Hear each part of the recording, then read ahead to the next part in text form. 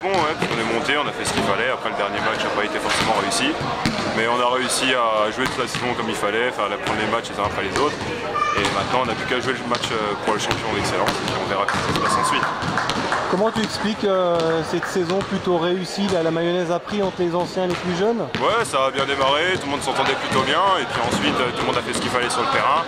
Chacun avait ses responsabilités, tout le monde a tenu son rang et ça s'est très bien passé.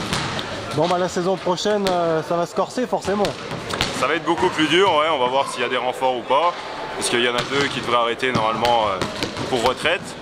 Mais maintenant, on va voir les renforts qu'il y aura et puis on prendra la saison, les matchs les uns après les autres comme d'habitude. Quel joueur arrête? Arnaud Blondel, 43 ans, il avait dit que c'était sa dernière saison. Et puis normalement, Sébastien Leclerc, un autre joueur à l'intérieur. Donc ça fait déjà deux intérieurs qui s'en vont, donc faut voir s'il va recruter à l'intérieur, on verra la rentrée au mois d'août.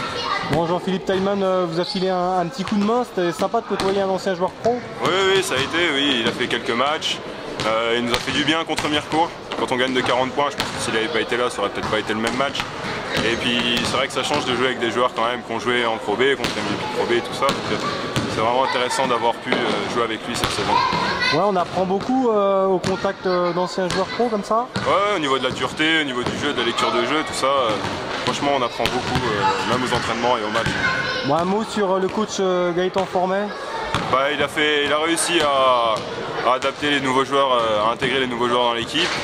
Ensuite il a fait ce qu'il sait faire, donc entraîner, donner les consignes qu'il fallait pendant les matchs, il a su être important par moment. Donc ouais, ça fait du bien. Je pense qu'il faut avoir un bon coach pour réussir à monter et je pense que ça a été le cas.